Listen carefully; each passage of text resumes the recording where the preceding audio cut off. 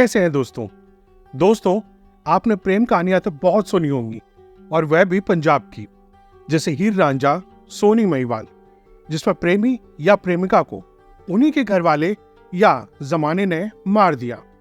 दोस्तों, लोग कहते हैं कि जब किसी को किसी से प्यार होता है तो वो प्यार ना ऊंच देखता है, ना नीच देखता है, न जाति, न धर्म, न अमीरी, न गरीबी, कुछ नहीं देखता।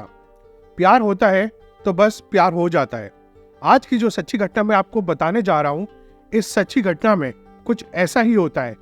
एक दूसरे को पहली नजर में देखते हैं और प्यार कर बैठते हैं, लेकिन वो नहीं जानते थे कि उनका प्यार कितना भारी पड़ने वाला है। दोस्तों, ऐसी कहानियां आपने टेलीविजन पर, फिल्मों में देखी होंगी, कहानियों में सुनी होंगी, मगर ये कहानी बिल्कुल रियल कहानी है, सच्ची कहानी है।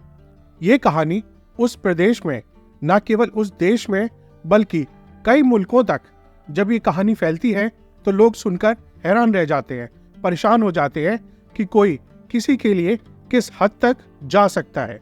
वाकई इसने न केवल हदों को पार किया बल्कि सीमाओं को भी तोड़ दिया। दोस्तों, मैं अनुज, आज की जो सच्ची घटना मैं आपको सुनाने जा रहा हूँ, यह सच्ची घटना है पंजाब की। दोस्तों, पंजाब प्रदेश का एक जिला है लुधियाना, और इसी लुधियाना जिले का एक शहर है जगरांव। साल 1994 नवंबर का महीना था। सूरज ढल रहा था। कुछ खिलाड़ी कबड्डी खेलकर आ रहे थे। जगरांव में एक कमल टैक्सी स्टैंड है। इसी जगह वह लोग टेम्पो का इंतजार कर रहे थे। 2-3 खिलाड़ी थे और आपस में हंसी मजाक मस्करी कर रहे थे और अपने टेम्पो के आने का इंतजार कर रहे थे।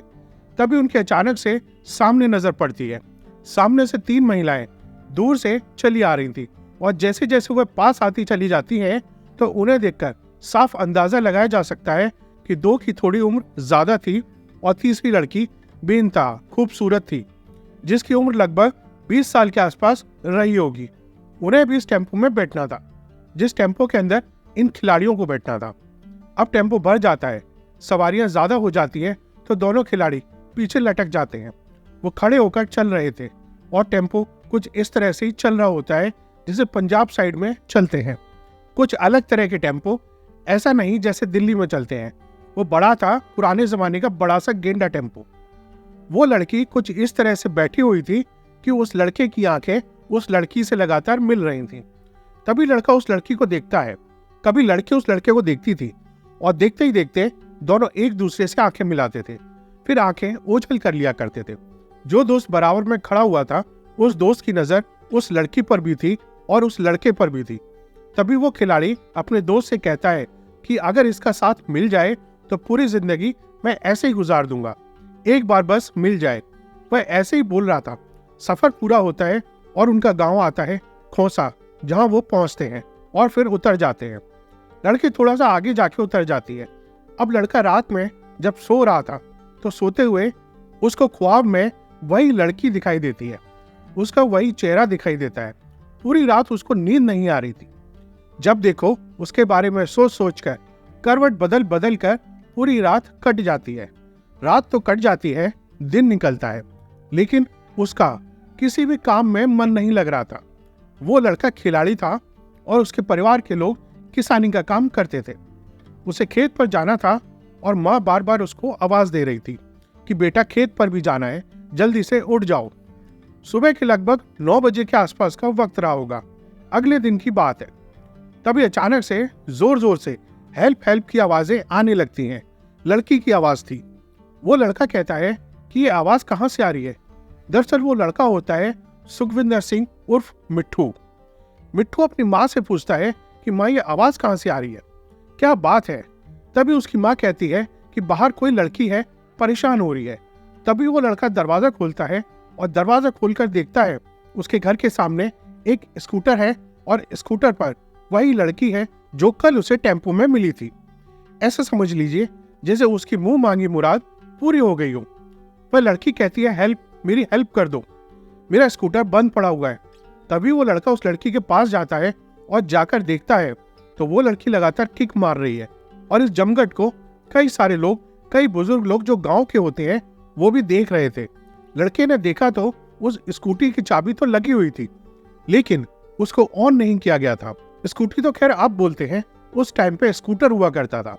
वह एक दो बार खुद वैसे ही किक मारता है और किक मारते हुए वो उसको ऑन करता है और स्कूटर स्टार्ट हो जाता है। दरअसल स्कूटर में कोई कमी नहीं थी, यानी कि वो लड़की कहीं ना कहीं उस लड़के को ही बुलवाने की कोशिश कर रही थी। और जैसे ही उसको थैंक यू बोल के जाती है, उसे हाथ मिलाती है। हाथ में एक पर्ची होती है, उस पर्ची पर लिखा था आई लव यू, यानी कि वह कबड्डी में तो जीतता था और उसने टेम्पो में भी पहली बार में ही उस लड़की को क्लीन बोल्ड कर दिया था, उसका दिल जीत लिया था। और यहाँ से एक प्यार की शुरुआत होती है। वो समय तय करते हैं कि हमें मिलना है और जगरांव शहर में मिलने की तारीख और दिन तय करते हैं, यानी कि अगला ही दिन, जो अब तीसरा दिन था उनकी मुलाकात का। तीसरे दिन में मुलाकात करते हैं। मुलाकात करने के बाद यहाँ से उनकी दोस्ती की शुरुआत होती है।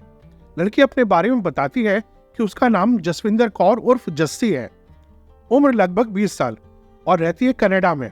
उनका बहुत बड़ा बिजनेस है, फैमिली है। लोग करोड़पति होते हैं, लेकिन ये लोग अरबपति थे। 100 से ज्यादा करोड़ के मालिक थे वो। और यह मैं 1994 के जमाने की बात कर रहा हूँ। जब लड़का इस बात को सुनता है तो वह बहुत हैरान रह जाता है। वह लड़की से कहता है कि शायद हमारी जोड़ी शायद किसी को भी मंजूर नहीं होगी, क्योंकि वो बहुत कम पढ़ा लिखा 12वीं पास था और वो लड़की ग्रेजुएट थी। इतनी पढ़ी लिखी लड़की। उसके बाद वो कहता है कि ये रिश्ता चल नहीं पाएगा, यह प्यार नहीं चल पाएगा। लेकिन वो लड़की कहती है नहीं, कोई दिक्कत नहीं है, कोई परेशानी नहीं है। अब 7 दिन तक ये दोनों एक दूसरे से ऐसे ही मिलते रहते हैं, जहां भी मौका मिलता था, कभी खेतों पर, कभी शहर में, कभी घर के आसपास। इस तरह से 7 दिन गुजर जाते हैं और ये इनकी जिंदगी के सबसे खूबसूरत दिन होते हैं। इनका प्यार अब धीरे धीरे करके परवान चढ़ रहा था। लेकिन 7 दिन बाद उस लड़की को अपनी माँ के साथ वापस कनाडा जाना था, क्योंकि वो अपने ननिहाल में आई हुई थी अपनी नानी के घर छुट्टियां मनाने के लिए। अब यह मस्ती करते हुए 7 दिन बीत जाते हैं। पूरा परिवार अब कनाडा वापस जा रहा था, लेकिन लड़की रो रही थी, बिलख रही थी कि मुझे नहीं जाना, मुझे तो यहीं रहना है, तुम्हारे साथ रहना है, मैं तुमसे प्यार करती हूँ। लड़का कहता है कि जाना तो पड़ेगा ही, लेकिन लड़की यहाँ पर एक गेम खेलती है, एक चाल खेलती है। दरअसल वह अपने पासपोर्ट को फाड़ कर कहीं फेंक देती है या छुपा देती है। इसके बाद वो ऐसे एक्टिंग करती है जैसे वह पासपोर्ट को कहीं रखकर भूल गई हो। और जब घर वालों को ये पता चलता है कि उसका पासपोर्ट कहीं गुम हो गया है, तो पूरे घर में हर जगह उस पासपोर्ट को तलाशा जाता है। पासपोर्ट नहीं मिलता। दिन तारीख तय थे, क्योंकि कनाडा जाने के लिए टिकट तो पहले से ही बुक हो चुके थे। अब इस लड़की को यहीं रुकना पड़ता है। बिना पासपोर्ट के वह नहीं जा सकती थी। परिवार के लोग सब कनाडा चले जाते हैं, लड़की यहीं रह जाती है। और यहाँ रहने के बाद इन दोनों के प्यार की पिंगे और बढ़ने लगती हैं। लेकिन लड़की का परिवार अरबपति होने के साथ साथ बहुत रसूख और पहुंच वाला भी था। इसकी वजह से महज 14 दिन लगते हैं और 14 दिन के अंदर ही उसका नया पासपोर्ट कनाडा से बनके वापस आ जाता है। और जैसे ही पासपोर्ट बनके आता है, साथ में टिकट भी आती है। अब उसे यहाँ से जाना था। यहाँ से सीधा वो वापस कनाडा चली जाती है। और जाने के बाद अब उन दोनों का कहाँ मन लगने वाला था। वक्त धीरे धीरे बीतता है और चिट्ठियों का दौर शुरू होता है। लड़की बेहद पढ़ी लिखी थी और इंग्लिश मीडियम की पढ़ी लिखी थी, इसलिए अपने लेटर्स वह इंग्लिश में ही लिखा करती थी। और यहाँ जब लेटर आते थे तो वो लड़का इतना पढ़ा लिखा नहीं था, उसको हिंदी तो खैर दूर की बात है, अंग्रेजी भी बिल्कुल नहीं आती थी। आती तो थी बस सिर्फ पंजाबी भाषा।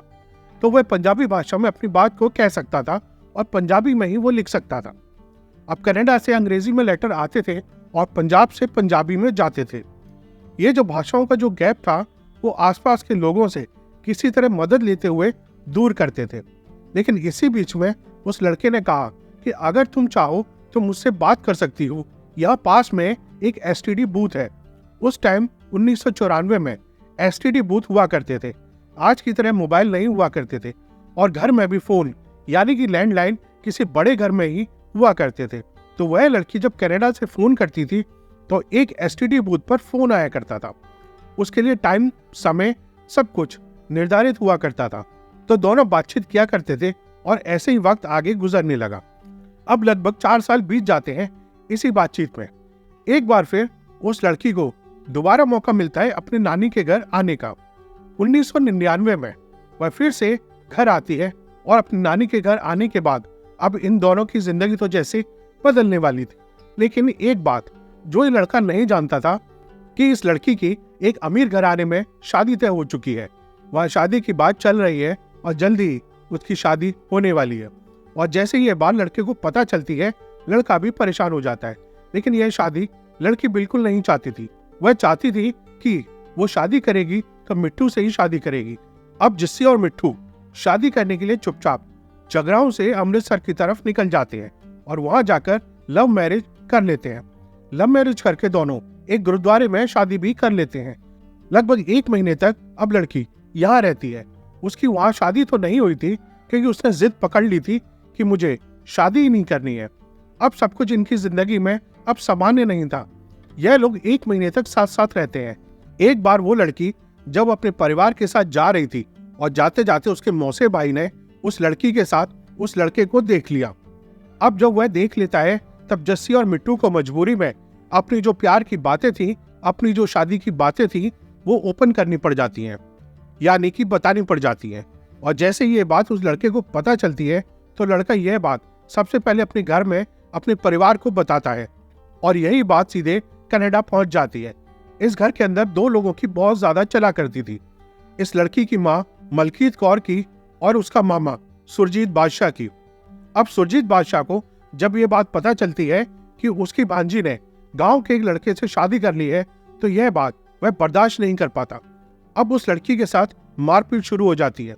मारपीट के बाद भी कहीं ना कहीं लड़की ने लड़के से अलग होने से साफ इनकार कर दिया। लड़की ने अपने मामा से कहा कि मुझे जीना है तो उसके साथ, मुझे मरना है तो भी उसके साथ।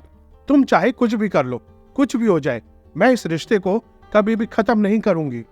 इधर लड़के पर भी आफत आनी शुरू हो जाती है। लड़के पर झूठ मूठ के 1-2 मुकदमे दायर कर दिए जाते हैं और पुलिस उसे परेशान करने लगती है क्योंकि ना केवल उनका कनाडा में बहुत अच्छा कारोबार था बल्कि यहाँ भी वो बहुत ज्यादा अमीर लोग थे। लेकिन इस लड़के की स्थिति बहुत अच्छी नहीं थी। ये घर से कमजोर था, इसलिए उनके सामने लड़ने की इसकी कोई औकात नहीं थी। कुल मिलाकर उस लड़के को जब यह परेशान किया जाने लगा तब उधर लड़की को एक लड़की आके मिलती है और कहती है कि तुम इतना परेशान क्यों होती हो, क्यों ना हम उस लड़के को यहीं बुला लें तो कैसा रहेगा। तो जस्सी कहती है कि ये तो बहुत ही अच्छा रहेगा। तो वह कहती है कि अगर उसे बुलाना है तो कुछ डॉक्यूमेंट्स हैं, इस पर साइन कर दो। अब वो लड़की उसे कुछ डॉक्यूमेंट्स देती है।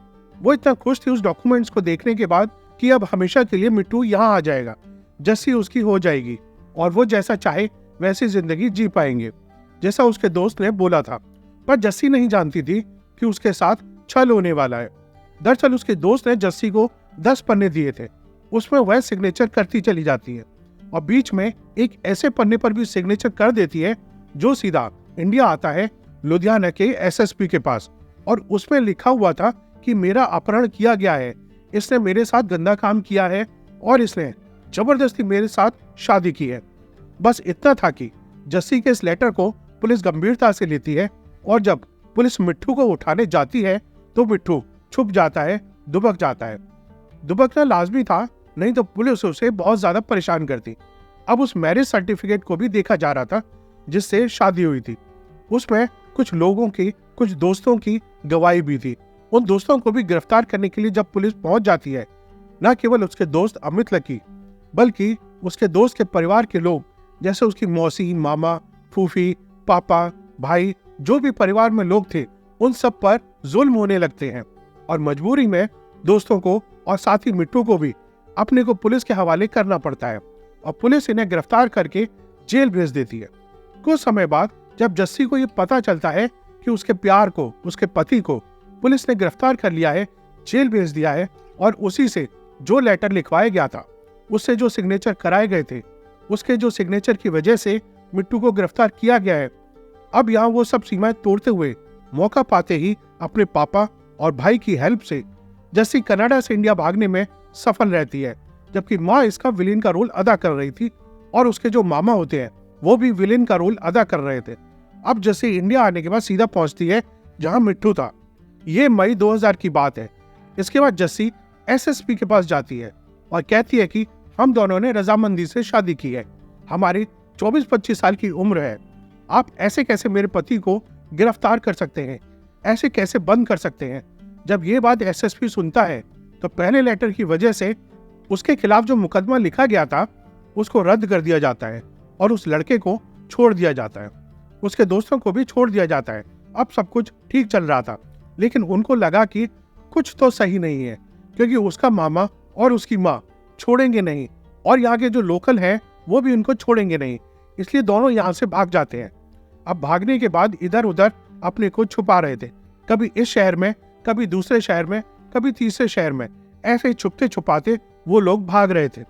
तभी एक दिन लड़की की माँ का फोन आता है और फोन पर उसकी माँ कहती है कि बेटी, तुमने गलती तो बहुत बड़ी की है, लेकिन कोई बात नहीं, हम तुम्हारी गलती को माफ कर देते हैं और एक काम करते हैं, हम तुम्हारी शादी करवा देते हैं धूमधाम से। शादी तो तुम्हारी हो गई है, लेकिन एक रिसेप्शन करते हैं धूमधाम से और इसमें सारे रिश्तेदारों को शामिल करेंगे। सब लोग शामिल होंगे। लड़का भले ही हमसे नीचा है, गरीब है, लेकिन तुम्हें परेशान होने की जरूरत नहीं है। हम उसको बहुत सारी दौलत देंगे, उसको हम अपने बराबर में, अपने कद में लेके आएंगे। लड़की खुश हो जाती है, अपने प्यार से कहती है कि देखो, मेरी माँ मान गई है। अब जस्सी तैयार हो जाती है और वह दोनों खुशी खुशी वापस अपने घर आ जाते हैं। अब यह सब कुछ ठीक था। ऐसा लग रहा था कि जैसे जिंदगी में अब कोई परेशानी नहीं है।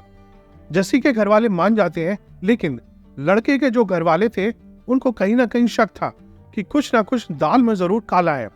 12 जून को ये तारीख रखी गई थी रिसेप्शन की। 12 जून सन 2000 को रिसेप्शन होगा, धूमधाम से होगा, सारे रिश्तेदार लोग जुटेंगे। लड़की ने यहाँ एक प्लान बनाया कि एक काम करते हैं, हम लोग बाजार चलते हैं घूमने के लिए। यानी कि 8 जून 2000 को ये जगरांव शहर में जाते हैं, कुछ खरीदारी करते हैं। जस्सी साड़ी खरीदती है, चूड़ियां खरीदती है, जो भी एक जरूरत होती है महिला की, वो जरूरत का सामान ये लोग खरीद रहे थे। दोनों खुश थे, बेइंतहा खुश थे। दोनों स्कूटर से गए थे। जब घर वापस आ रहे थे तो उन्हें पता ही नहीं था कि कुछ लोग इनका पीछा कर रहे हैं। और पीछा करते करते उस लड़के ने अपने स्कूटर से बचाने की काफी कोशिश की, लेकिन पीछा करने वालों के पास कार थी और बराबर से ही खिड़की से झांकते हुए एक व्यक्ति ने रॉड निकाली और बहुत तेजी के साथ वह मारता है। तो मिट्टू होता है, ये तो बच जाता है, लेकिन जस्सी को वो रॉड लग जाती है। इससे स्कूटर गिर जाता है।